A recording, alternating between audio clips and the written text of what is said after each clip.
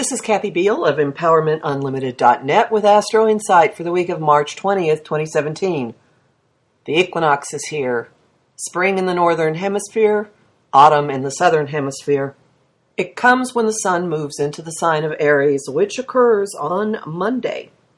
And the particular energies of that day, of that chart, color the entirety of the season. Yes, the next 3 months.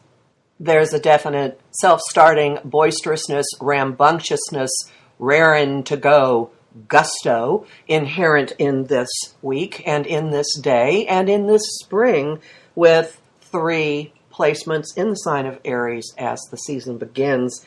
The sun is joining Venus, which rules our social interactions, our desires, and Mercury, the planet of communication, and also how we get around. So there's a lot of fieriness, impulsiveness, self-starting. I said a useful image is a seed bursting open, shooting roots, shooting out a sprout that comes through the ground and just grows and grows and grows and heads for the sun, begins to blossom. That level of primal life force is erupting in every one of us at this point.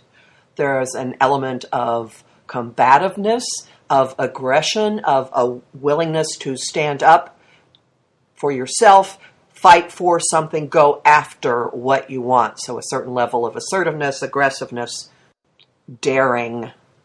And watch for that particular impulse really locking in inside of you. The sun is meeting with retrograde Venus later this week on the 25th.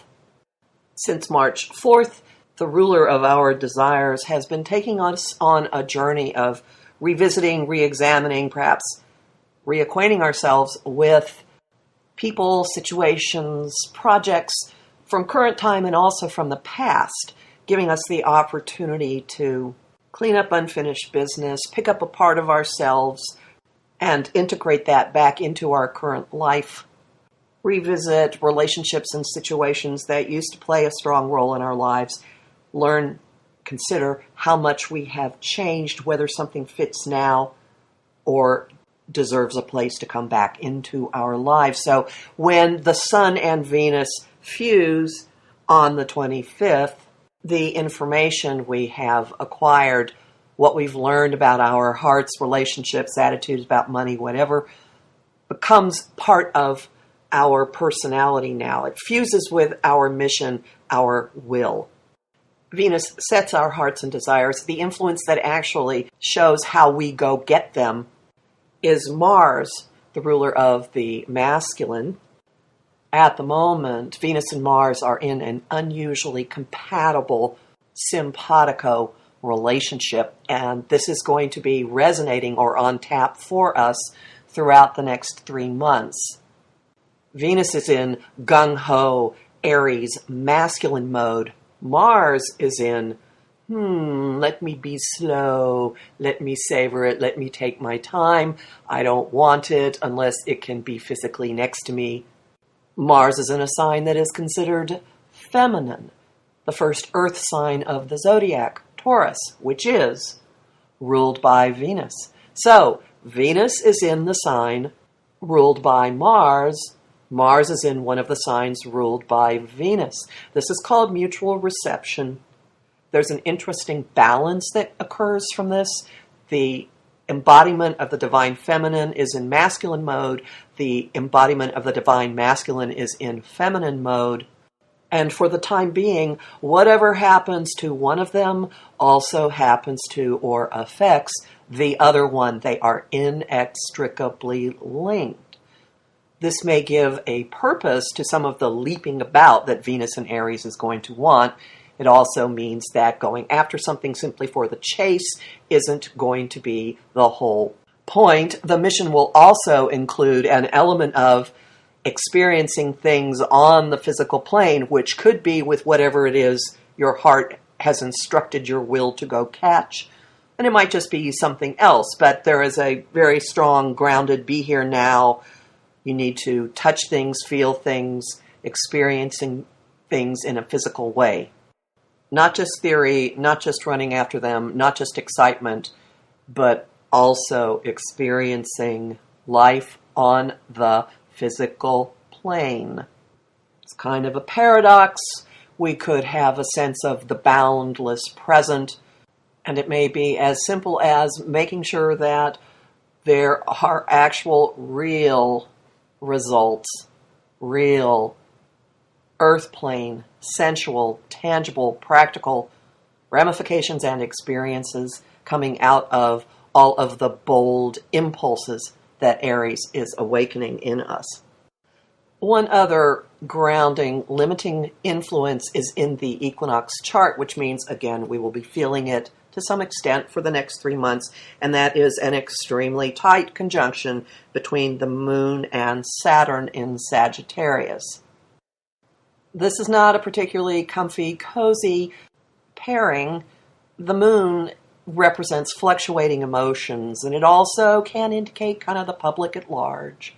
Saturn is a wall, it's limitation, it's authority, it's order, it's the established way of doing things, it's the status quo, it's potentially the ultimate party pooper, but it does demand commitment, it does demand acting responsibly. So we might be taking our emotional needs extremely seriously. We might find that there's a great somberness or soberness to how we're looking at life, what we're experiencing. The sign of Sagittarius does have a lot to do with our life philosophies, how we view the world, how adventurous or not we are. And it's ruled by Jupiter, which is both expansive and optimistic. And it's making a fueling kind of contact into this party pooper, take it seriously influence of the Moon-Saturn conjunction. What this is likely to mean for each of us individually is a sense that we can't just fool around. Yeah, we're running here and there, and there's all the stuff we want to do, but we're feeling a very strong need to be adults, to act responsibly, to commit to our own emotional needs, to commit to our own moral compass, a concept that I have brought up multiple times this year.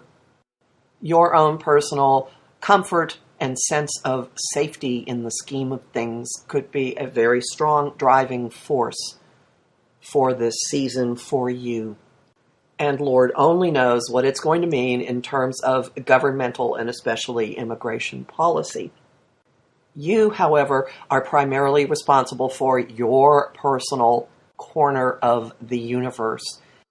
And now begins a time of action, of setting your mind on what it is you really want, being bold, taking risks, speaking up, going about them somewhat methodically, allowing yourself time to actually enjoy being human and physical, and committing to your own emotional needs and acting within a framework that is consistent with your own definition of integrity.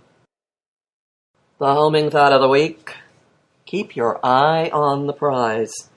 The song of the week: Hungry Heart by Bruce Springsteen. And the image of the week: hugging yourself. You'll find more about all this in my forecast for the month of March, which is posted at my site, empowermentunlimited.net, where you can sign up for my weekly mailing list and book a session with me. Talk to you next week.